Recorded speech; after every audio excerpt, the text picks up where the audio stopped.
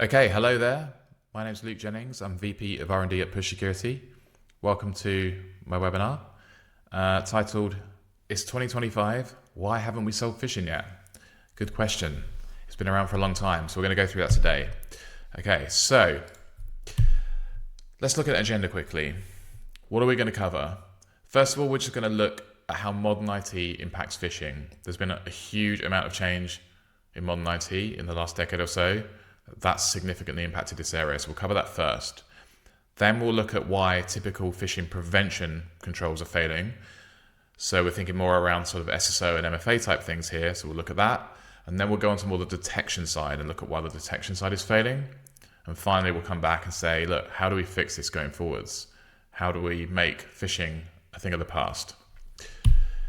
Okay, so first bit of background to this, to evidence why we're looking at this now, is that identity attacks are the new norm now, the last couple of years, and the frequency and impact of them is going up significantly so over the last few years. Okay, so like a couple of years ago, we saw a bit of a pivot to identity attacks, and then that really ramped up a lot in 2024, included major identity providers being compromised themselves, like Microsoft and Okta, and then the Snowflake account compromises that happened in the middle of the year were really a very simplistic identity attack, and we've only seen it continue from there. Yeah.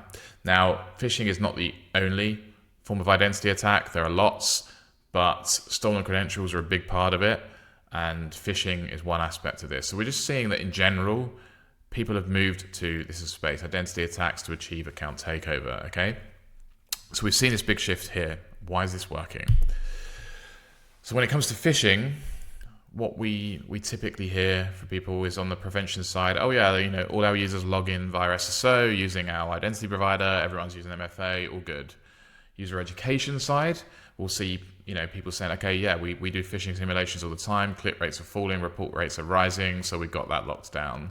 And then on the detection side, we'll see, oh yeah, we're using like this good email security solution, this good web proxy, we've got good EDR, all those kind of things. Nothing wrong with doing all those things, they're all good to do. But I think this is a lot of the people are in this position often, okay, and thinking, okay, we're doing all the good things for dealing with phishing. So why isn't it working? Okay, so first of all, I want to look at how modern IT is changing phishing. And that's a really interesting part of this, okay? So look, go back 10, 15 years. What did your network used to be like? Okay, it's a very simplified diagram. But most enterprises 10, 15 years ago would have looked like this, yeah? You have an internal network and you have a DMZ. Most of your things will sit on the internal network, including all your users, and then you'd have some sort of public-facing application servers on the DMZ, and maybe a VPN concentrator, maybe a webmail server. And you'd have your roaming users, maybe not a fully remote workforce yet, but anyone that was on the move, connecting in via a VPN on the outside.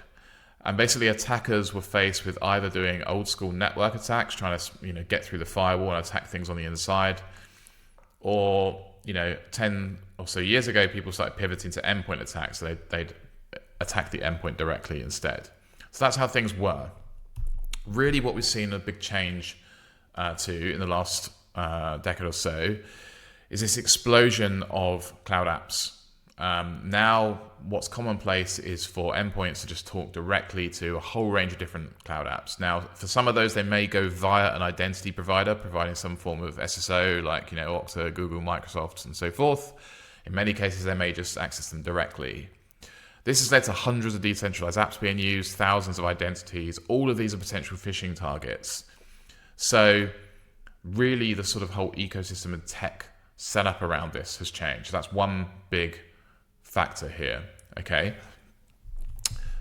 The other aspect is that phishing is now multi-channel and cross-channel, okay? So that in the past, the absolute primary delivery vector for phishing was corporate email, or at least when targeting organizations, it was corporate email, right? Now we've got so many other ways of delivering phishing to users. So we've got instant messenger channels, we've got social network channels, and then we've got even things like in-app phishing methods, like doing things via GitHub comments. We see things like DocuSign requests, other like malicious use of legitimate applications. And then we've even got like malvertising, like directly advertising phishing on Google or YouTube. And even within the context of email, It's like, well, what email? Is it your corporate email? But is it also someone's personal Gmail they may be accessing from the same device? So we've got so many delivery vectors that have changed things. But ultimately, you have a delivery vector and then someone clicks it and visits a malicious web page. That's the sort of common bit. But we've got a much more challenging delivery vector environment to deal with. So that's the other big change here. So those two things alone have made a big change. So keep that in mind, and then we'll move forward. Okay, so why are the phishing prevention controls failing? Okay, so as I said before, I'm thinking mostly around sort of SSO and MFA here. And if you think to the past, okay, long ago people first phished just for passwords and then also for delivering malware. We're sort of focused on the identity side here, so we're thinking of the equivalent of password-based phishing from the past, but how's that evolved? People put in MFA to deal with this. It's not the only threat that MFA was supposed to deal with, but it meant that you couldn't just phish a password, then go and log in somewhere with it. You needed MFA. And the idea was that that would dramatically reduce phishing. And it did have a really important impact on phishing in the past. But, attacks evolve over time and attackers have evolved this. And now phish kits just reliably bypass MFA. It's just normal default behavior now. And that's because the vast majority of MFA methods that we use, such as SMS codes, one-time passwords, push notifications, they're all effectively phishable. It just requires better tooling. So what we have now is that a victim clicks a phishing link, and the phish kits will act like a bit of a proxy server and proxy communications between the victim and the real target, like Microsoft's login page, for example. And it will proxy those things back and forth. It will send the password on. It will then prompt for MFA, and eventually it will just hijack the session and the cookies that are created. And so it circumvents MFA this way. Microsoft has said even themselves they've seen over the last year huge increase in attacker in the middle phishing attacks. In practice, even from my own experience at Push, almost everything we see now is some form of attacker in the middle phishing. So basically bypassing MFA with phishing is just routine now. So I'm just going to show you a quick example of this. So this is Evil Jinx. This is an open source toolkit for doing this. It does get used by criminal groups as well, but there are lots of other kits out there, but it's just easy for me to demo this. So on the left, we're looking at our victim effectively. They think they're talking to a Microsoft page. It looks like Microsoft. You can see in the URL it's not. It's a push demos URL. On the right, I'm hosting Evil Jinx. So I'm going to go in and I'm just going to log in with my lab account. And you can see it's working as you'd expect the website to work. I go and enter my password. I then sign in. At that point, Evil Jinx has logged the password, saying, okay, this is interesting, but it's carrying on. It's now prompted me for MFA, so I go to my authenticator app and enter my one-time password. Boom, it's gone through. I'm logged in, and at this point, I'm interacting with real Microsoft. I could go and look at my email, look at my files. It's proxying everything, yeah. But on the right, the attacker has captured all of this. Not only have they captured the password, they've captured all the session information. So I can use this session information to import into my own browser now, and I can hijack that session, and I've compromised the account and circumvented MFA. So that's what attacker in the middle phishing looks like. And that's the biggest reason, really, that modern phishing prevention has failed. But there's more to it than that. That's targeting your classic sort of SSO solution where someone's put MFA in place and have tried to put good protection in place, okay? But the expectations versus reality are quite different. So there's so many other login methods. To consider that diagram we saw before, not everything happens via SSO. There are so many just direct logins, and lots of apps support different login methods simultaneously as well, and that leads to a very complex form of identity, and that enables attacks. Complexity is obviously always the enemy of security. So in an ideal world, everything would be accessed via SSO, and we'd also be using exclusively passkeys which are phishing resistant, which are designed to protect against the attack we just saw. But the reality is it's not that simple. One, it's difficult to get lots of passkey rollout for a start, but even if you do, you then have the ability to do auth downgrade attacks. So it's really common that we see that even for people that have got to enabling passkeys for, say, their SSO provider, will still support lesser methods because you need sort of backup choices, and phish kits out there can force auth downgrade attacks to bypass that as well. So they can forcibly make the user authenticate using a lower degree of protection, and then they can circumvent the MFA that way. We also see that lots of different apps out there aren't using SSO anyway. They aren't necessarily registered for MFA. They might even simultaneously have a local password that works without MFA at the same time as, say, a good SAML SSO login happens. That's really common too. We saw that with the Snowflake account compromises, for example. And finally, this is a big topic on itself. I can't go into all the detail here, but it's very interesting, and I suggest you read about it afterwards. Cross-IDP impersonation and verification phishing. Lots of apps support the ability to log in with multiple methods. You may log in with a Microsoft account. They may also support logging in with Google, for example, as a social login. They can support those things simultaneously often, and that's opened up a class of attack where attackers can perform verification phishing, where they trick a user into effectively register an account with Google when they're normally a Microsoft account. All they need for that is a one-time password, and then they control the Google account. They've set the password, they control that account, and they can simultaneously log into an app with Google under the same email address and get that mapped to the same account. There's a lot more to it. I'd suggest Googling that, reading about it. I've put articles out there. But basically, there's many ways that you can circumvent what people would like to be in place. It's not as simple as just SSO everything and then let's move to passkeys. So basically, security is app dependent. I've kind of partly been over this, but what security teams want is apps where you can lock down access. You can always do nice SAML SSO authentication. You can make sure that only the specific IDP and protocol they've defined works, and it only enables one login and MFA method at a time, and it's using passkeys and all the rest of it. That's what we want, okay, as security teams. But the reality is, it's just not that simple. So many apps out there either don't support SSO, or they might support it, but they don't let you lock down the login methods. So there'll be multiple methods that work at the same time. You might be able to configure local accounts separately. You might be able to configure different MFA methods that work concurrently, or it might just not support these things at all and just only support pretty simple methods. So it really is dependent on the app, and you just won't be able to protect everything with the best level of protection, unfortunately. That's the situation we're in right now. So let's look at an example that thinks about some of the concepts we've talked here, okay? I don't know if any of you saw this recently. Troy Hunt was very open about how he was the victim of a phishing attack. And Troy Hunt, if you don't know him, is a security professional, writes a blog and runs the Have I Been Pwned list for phishing. Very capable guy. And he should be like the hardest target to phish, right? And he was using MailChimp for his mailing list, and that didn't support passkeys, and he had a direct login for it. The only kind of effective SSO method was Google, and that was it.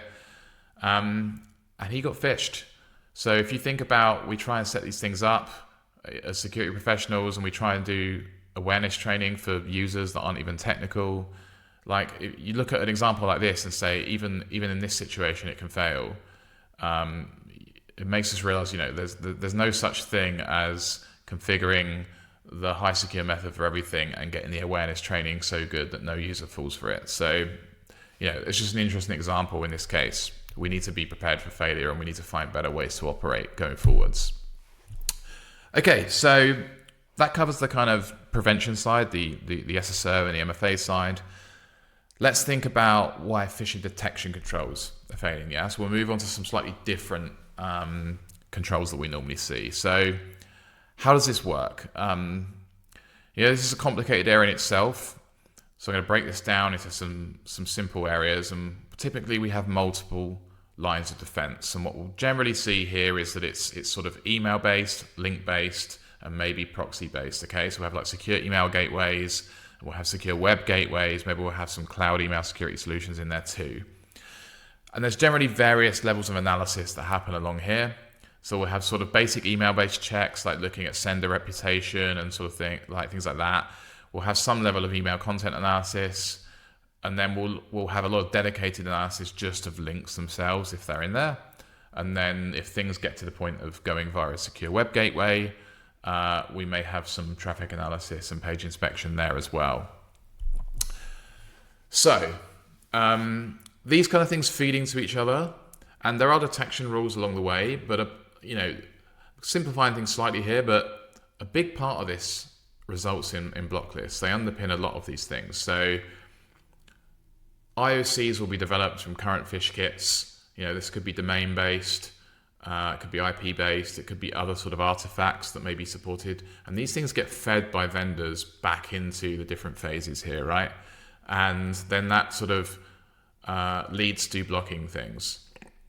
So we might have some more generic rules in some places, but a lot of the time it ends up being pretty specific indicators that are looking for the sort of latest phish kits that have been seen and trying to block them. And there's a sort of feedback loop that goes on between all these phases of keeping this up to date. But if something gets through all of these phases at the end, ultimately there's no action that gets delivered to the user. So the point here is that ultimately attackers are routinely evading all of these key sort of points, okay? So let's go back to like the email side. We kind of covered this before. There's so many delivery vectors now, right? So first of all, we can just deliver links outside of email or outside of corporate email, even via personal email. There's many different delivery vectors to consider now that weren't necessarily the case 10, 15 years ago. We can also use sort of high reputation and trusted email domains from, and legitimate providers to send things to as well. So we've got options there. We can use legit apps, DocuSign, GitHub, HubSpot. There are other ways of doing this. From the link side, we'll tend to use, attackers will use domains and URLs that aren't obviously on current block lists, and they'll be ready to rotate them quickly. They may also use like legitimate third-party apps and other things that will get around link analysis. They might host things on, they could host something on S3, for example. That's something we'll sometimes see. We'll sometimes see sort of legitimate hosting providers there. So there's lots of techniques there. And when it comes to like sandbox analysis, you've got loads of things that get put in place for obfuscating things and dealing with like bot detection and automation detection. The kind of same thing we saw in the malware world, like sandbox evasion techniques. We see this in the phishing world now, and this is all designed to get around all these kind of things. So there's at every stage here, effectively, attackers are doing things to circumvent all these existing controls because they know they're in place. They know so many people have these things, so they're always looking to get around them.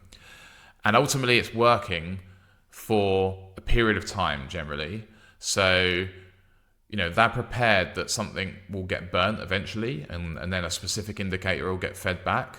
But ultimately, we end up having phishing kits that are live for a period of time, and they do their damage before they eventually get known enough. So that's what's happening here. We're just evading things at every phase. And I give a few examples here to make this a bit more clear. Something we saw very recently, actually, just a week or so ago. This is something I detected on one of our customers. Someone used Google to host a custom Evil Jinx server targeting an app called OnFido.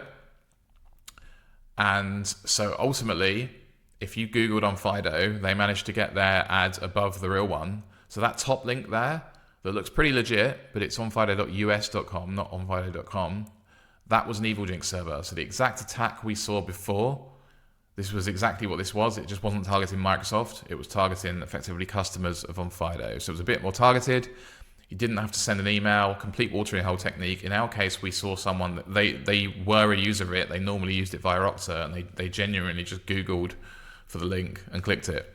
So in addition, this is something at the time when it was up, to evade other analysis, it would only respond with the phishing page when it came from the correct location. So if it saw that you'd Googled it and got to it that way, it would activate as phishing.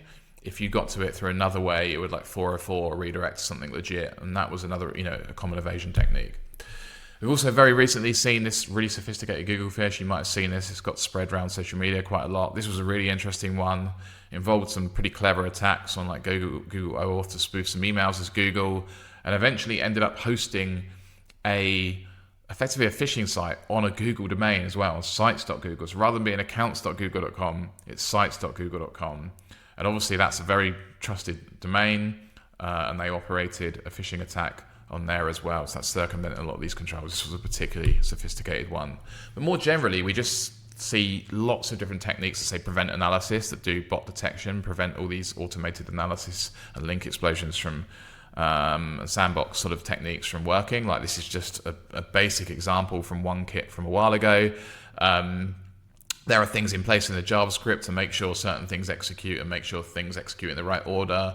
and otherwise, if anything goes wrong at any stage, it will just redirect somewhere benign. So the user has to arrive at it in a real browser that's really executing JavaScript and interact with it in the ways they expect to for it to eventually go through to real phishing.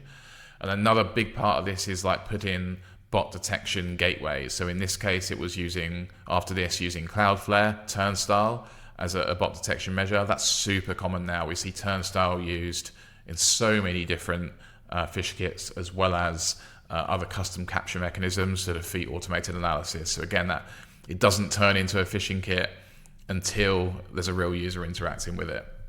So I'm just going to show an example very briefly of a real phish kit, what it looks like.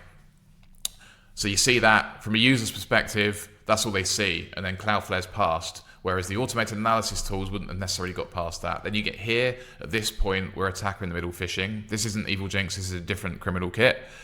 And you can see they've done other things. They've changed the Microsoft icon. They've used a different background. They've used different colors. So they're trying to evade and obfuscate in other ways. This is visually to detect sort of visual signatures. So there are so many different things that are happening here to evade detection, right? Another example, this is more sort of under the hood, but DOM obfuscation is a common technique we see. So even if you are trying to completely emulate something, what you could say is, okay, we don't, let's say things that emulate in Microsoft pages, maybe we should detect things that look like Microsoft pages but aren't, right? And the simple ways of doing this would be to look at the sort of underlying structure of HTML and things rather than going into advanced visual techniques. But look at these three examples, yeah? They all look the same, right, visually. Okay, the one top right is the canvas element is highlighted from my dev tools, but imagine that highlighting removed. You can see they all look basically the same. But under the hood, they're very different. So if you're trying to detect something that looks like a Microsoft page, again, the attacker's already gone around this. The DOM structure is completely different, and the top left is the legit one. The bottom left is using the more proxy-based technique, but it's just got a completely different HTML structure, not even remotely related to the real one. The top right one is using a desktop-based technique using no VNC, so it's actually just rendering a screen much more like a video, like a remote desktop session, instead of using the exact HTML. But the end result for the user is it just looks like a legit page, right? So I've written much more about this. Check out the link I've given here if you're interested. But basically, there's so many techniques here to circumvent detection, right? And the other aspect is that phishing detection here is kind of coming in like post-mortem, and there's often quite significant delays, and delays are costly. So depending on what sort of phase we're dealing with, this can lead to delays of hours, can lead to delays of days, and it even gets into weeks before you get sort of specific block lists updated sometimes to deal with the latest threats, or new detection rules made that deal with evolutions in kits. And so there is a big lag, and ultimately there's a huge window where people are just getting impacted significantly by these attacks, and it's why they're working so well. And the attackers they move fast. They're just ready to move on every time. They've got the plan. As soon as something's burnt, they're on to the next one. So it's difficult. And ultimately, what we've put in place over the last decade or so for phishing detection, it's just not working that well. So how do we fix phishing detection? Okay, so I'm coming to you with all the answers here. So I think one aspect of this is we can look back and learn from endpoint attack share. We've been here before. If you look back to the sort of early 2010s, at the time, I was still red teaming then. Like at the time, both red teamers and criminals at the time made a big pivot to endpoint attacks from network attacks. We stopped scanning for open ports on the internet and find vulnerable services and trying to circumvent these hardened firewalls, because ultimately, as an industry, we'd got quite good at defending against that. And then we realized that there were these vulnerable endpoints behind the firewall, behind the DMZ, with all this attack surface, and we could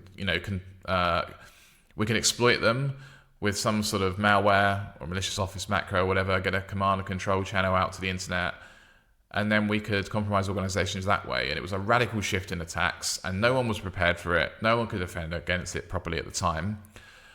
And, at the time, we had email gateways then, we had proxy servers then, we had, we had firewalls, we had all these things that were seeing some aspect of it, but ultimately, where were the attacks taking place? They were taking place on the endpoint primarily, and all we had was AV, and that just wasn't good enough. So there was just like this missing piece, right? And then, well, what did we do? We made EDR, and we've had a huge part of the industry dealing with EDR since then. And we could see some things in the proxy, some things in the mail gateways, and there was stuff we could do, but ultimately, the best place to deal with this was on the endpoint. And the EDR then revolutionized our ability to deal with these attacks. And now we're in a place where, if you put the effort in, you can make yourself far, far, far more secure against endpoint-based attacks than you could 10 to 15 years ago, right? So it enabled real-time detection and response. So I think we need to learn from this, look back, say, look, we're basically in this spot again, but with an evolution of phishing attacks to deal with account takeover. So here we are now, and what's the difference? Okay, well, we've got EDR agents now, but what's happening? We're not dealing with endpoint attacks now. We're dealing with identity attacks. And, well, where's this all happening? Okay, yeah, things are going through mail gateways sometimes. Things are going through proxies sometimes and so forth. Sure, but there's only so much we see there. Where's it all happening? It's happening in the browser, right? All these things are touching the browser at the end of the day, and that's where we don't have visibility. We don't have the EDR for the browser. We're missing that piece right now. And ultimately, that's where we need to be. We need to be in the browser going forwards. So just to give an idea of some of this, like from a browser context perspective, like what can you see in the browser compared to, your proxies, your DNS, your EDRs, so forth? Let's just think at a high level for some of those things. At the network level, a firewall is just going to see TCP/IP stuff. Even EDR is going to see that. It's going to see it down to the process level, so it will see that there's some level of comms from a browser. But within the browser itself, we get it down to tab level visibility. All these other solutions are just going to see it's coming from an endpoint. We can separate things by the tab, and if you're anything like me, you might have about 50 tabs open at any one time. We've also got full access to the decrypted HTTP traffic, so we see everything. We've got full network level visibility and inside the tabs, and local host only communications that sometimes happen in some apps as well. So we've got far more visibility there, and we can break it down by tab as well. From an interaction perspective, this is an absolute game changer. We get full user interaction tracing within the browser, right? So we know exactly what a user is doing and how a page is responding. We can see every click, every keystroke, every minor DOM change that happens within the JavaScript within the browser. You cannot see that anywhere else. The proxy only sees the network traffic. It doesn't see all the things happening within the DOM, the exact way the user's interacting with it. And so many obfuscation techniques are based on circumventing it by doing it that way as well. And even EDR doesn't really see anything. EDR sees the OS level events, file creation and TCP/IP events and so forth, but the browser is still pretty much a black box to an EDR solution. But inside the browser, we just see everything. We've got an unprecedented level of visibility there. So inside the whole of the DOM and the JS runtime and everything, we can see everything. That's just a really useful capability for visibility and dealing with phishing threats here. We know, for example, if someone entered a password or not. You can't really tell that so easily from a firewall or a mail gateway or a proxy. And also we've got all the browser APIs available to us. So all the other events that are happening inside the browser and all the other information that's stored within the browser, we've got this just whole ecosystem of data and events that we can then enrich and correlate with that relate to the user. How the user interacts with the page is really important in determining whether malicious activity is taking place. So that's a key part of this. So ultimately, the gold mine here for us is to be in the browser for dealing with these threats. Okay. So look, I've everything up until now I've been dealing with has been like the problem space, and in general, us as an industry moving into the browser needs to become the norm to deal with the threats moving forward. I'm going to shift quickly into showing you a little bit of what we're doing at Push in this space. So I'm just going to show you now another example of a malicious phishing server and some of the things that we do in the browser to deal with this in a better way, basically. So I'm going to show you a couple of things that might be more familiar, like sort of phishing tool and cloned sort of login page type detections. But one I'm going to sort of explain beforehand, because it's kind of like the sort of ultimate TTP level control that we put in place. And it really makes best use of the browser context we have. And that's that, in an ideal world, from a pyramid of pain perspective, what do we deal with? We can be sort of detecting bad domains and IPs and so forth, but it's not great. Those things are short-lived. We need to find every bad one. If we go up the pyramid of pain, ultimately, ideally, we detect tools, tactics, procedures, and the ultimate is to detect behavior. And what is the behavior of phishing? Okay, most of the time we're looking, at least in part, for someone entering a password, entering not just any password, but entering real credentials into the wrong website, ultimately. So could you observe and stop that, in the browser? And that's obviously interaction dependent, and that's one of the things we do. So we observe and fingerprint legit passwords and how they get logged, entered into different websites. So we can observe when those things get used elsewhere. So just bear that in mind, because I'm going to show that to you as one sort of catch-all, almost zero-day protection for phishing. But we're going to see a few other detections too. So this is just our just from our app, from the admin panel from it. I'm just showing you the controls. So I've deliberately put some things into sort of silent monitor detection, and I've put the SSO password protection, which is what I was just talking about, into warning mode, where it will actually interact with the user. So just to give some context of what you're about to see. So I've got a couple of things put in place in just monitor, so the user wouldn't see it, but it would be sent to your SIM. And then SSO password protection not only would be sent to your SIM, but is also in a mode where we'll intercept actively and prevent things with the user. So let's say we've got a different delivery channel. We're in Slack. I've got this real phishing site here. It's been targeted to me too, and I fall for this. And I go, okay, and I click this malicious link, and it takes me to this phishing server, right? Straight away, we're seeing the Cloudflare turnstile. So again, okay, we can see we're loading Microsoft. Okay, this is interesting. This is a slightly different one. This is saying that there's a voicemail for you, and you want to click to play. So you start that, it gets ready to play. At this point, it prompts and says, okay, no, you need to re-authenticate with your Microsoft account. This one's also been targeted by email address, so it's already done the username. So these ones tend to get sent out targeted to different email addresses. So I've replaced it with my lab account. So it's already targeted to that, and I just need to enter my password. And obviously it looks like Microsoft.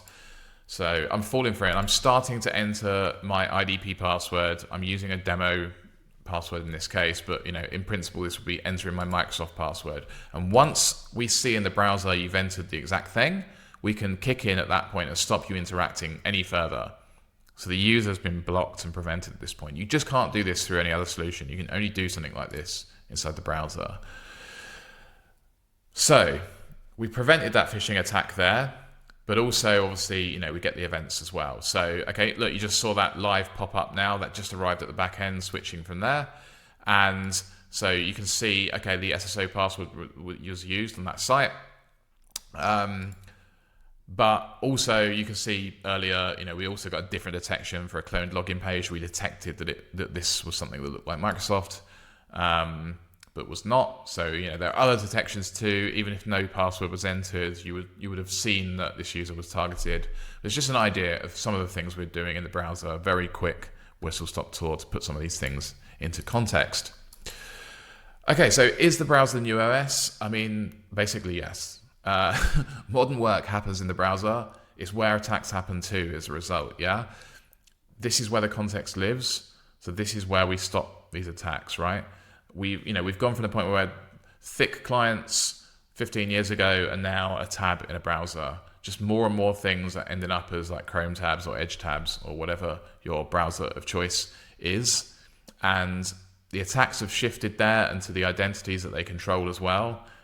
So what do we have to do as defenders? We have to meet them where they are. We've got to be inside the browser. That's how we solve the next era of cybersecurity challenges in the identity attack world.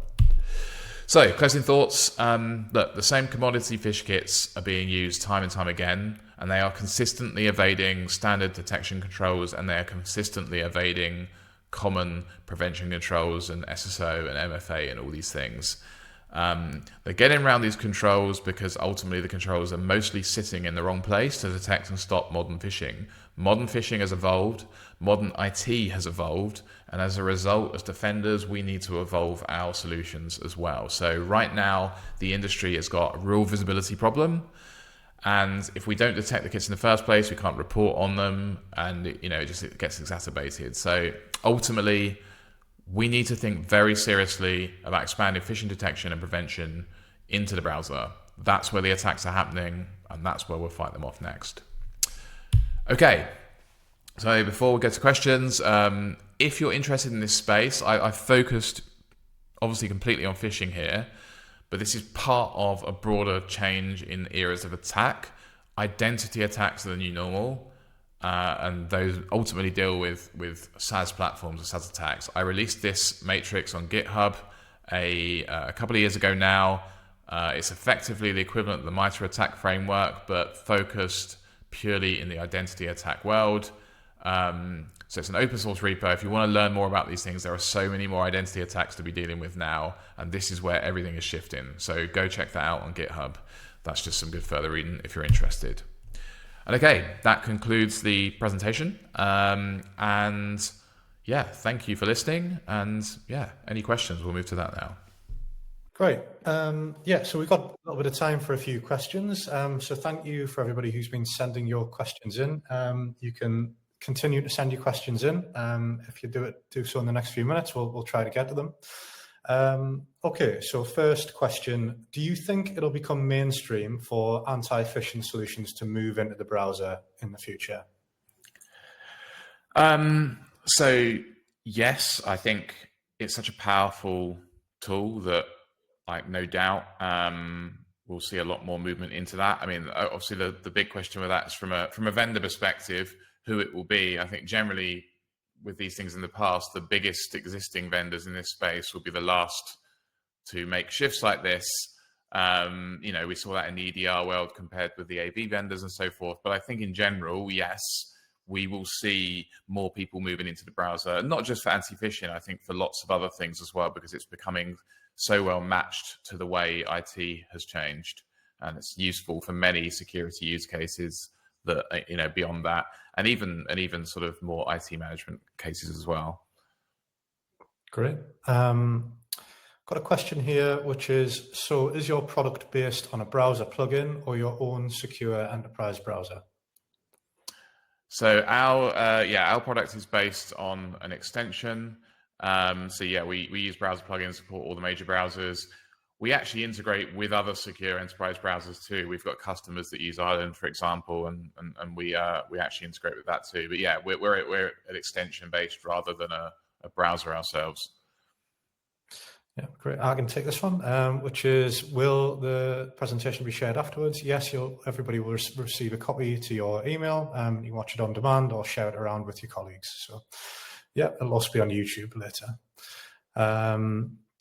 How does this tool interact with PWAs? Do you know what the acronym is there? Okay, I think I know these personal web apps. Oh. If it's what I'm thinking of now, I've looked into this before because there was a certain phishing technique people were using related to that, and I am really speaking from a long distance memory here. If it's what I'm thinking of, the extension loads within it in the same way because it's running within the browser. I can't speak for every situation. I might have to come back on detail on that. But if it's what I'm thinking of, that's what I've looked into before. It will just, the extensions will just load in the same way. It's just a very slightly different interface from the user's perspective, but it's ultimately still the browser underneath it with the extensions enabled. Okay, great. Okay, next question. What are some effective strategies or technologies to detect and block phishing before DNS resolution or HTTP level interaction with the URL? Okay, I mean, that's not something we're really doing ourselves because a large part of what we discussed in the presentation was having to look at things once there's interactions going on. So if you're talking about doing things before that, then the only thing you've really got to go on is the domain name or the IP, and that's not a very effective technique. Yeah, or I suppose, your email-based content analysis or things like that. But ultimately, Yeah, fair. Yeah. anything pre-page load is hypothetical, right? And there are always going to be false positives when you're looking at an email. Sometimes emails can come in, they look suspicious. They're actually not suspicious, sent via a legit app or whatever. So I think, yeah, I guess, and you maybe pick back up here, Luke, but I think our view is that you need to be viewing the real page to be able to detect with high fidelity, right? So anything before page load is kind of speculative, potentially at best, because you haven't loaded the malicious elements until you've loaded the real page, right? Yeah, I mean, I think unless it's become something that's widely spread and known and already added to block lists, then your only option is to observe what goes on, and then it's going to be deeper in the loading process before the major indicators. Like once it starts prompting for credentials, once it starts spoofing a Microsoft login page, all those kind of things. So certainly for the sort of higher end attacks, the zero-day threats, staying ahead of the attackers, you're much more looking at the later stage indicators there. Yeah, yeah. Okay, next question. Is this available on premise? No, not for us. I mean, we're a fully cloud native solution ourselves. Yeah. Is security awareness a thing of the past given these advanced phishing attacks? Yeah, so it's a good question, really. I mean, I guess there's two sides to it. Like, I wouldn't tell someone to just not bother doing any security awareness training whatsoever, but I think in the past there's maybe been a reliance that we can train people and then they won't fall for this anymore. It's not. That's just like not realistic. I think what you can do is you can hope to reduce the statistical kind of culpability of people to it, and reduce the amount, and then also increase the likelihood of reports that help your IR team respond to those threats. But ultimately, you can't rely on humans being the main layer to defend against this. We need much better technical solutions. And also we've trained people to click things and interact with things and use technology. We can't then tell them to just not click anything and be suspicious of everything. It's our job in security to make that work in a secure manner for them. So I think it'll become a small thing on the sideline, but it's certainly not something we can depend upon to provide robust protection against these kind of threats. Yeah, yeah. Okay, I think probably the last question here is, does this solution also work on all possible mobile, including BYOD devices? So at the moment, we're limited to desktop browsers. That's really because of the browser vendors' support or lack of support rather, for extensions traditionally on mobile platforms. That is changing though, and we would be changing with that. But it's been more of a relatively recent development in comparison for extensions within mobile browsers. Okay, there's another one here which we'll stay on for. We'll extend a little longer. I saw in your demo that a warning was shown to the user when entering the password, but what if the attacker logs each keystroke on the phishing page? Does that allow the attacker to capture the password and bypass the security solution? So there is the ability, obviously, for things to capture keystrokes as they're going on. Obviously, there will be a certain point where we kick in and stop that. They may have got part of the password by that point, but also will prevent the next component for going on to moving on to MFA and so forth. So as with all these things, there's always certain limitations for that kind of thing, but we'll be kicking in and preventing any further abuse of the 2FA and preventing the last parts of the password going forwards and those kind of things. Yes, I think that just to expand on that slightly, the control kicks in before the full password is entered, right? It's a certain way through the password, so they won't capture the full credential. And the best practice advice that we deliver usually in the browser at that point is change your password anyway. So yeah. So, I mean, because we have an API as well. We've got some customers that have made their own integrations for auto resetting passwords in this situation, like immediately as well. So there's other things you can do if you want to put additional layers in that we can help with as well. Great. Yeah. Okay. I think that's probably everything we've got time for. We're coming up on 45 minutes there now. So yeah, thank you very much, everybody, for your questions. If you have any other questions that we haven't been able to answer, please do get in touch with us via the website. And yeah, thanks everybody for joining. You'll receive a copy in your email mailbox. And yeah, we look forward to seeing you next time. Thank you very much.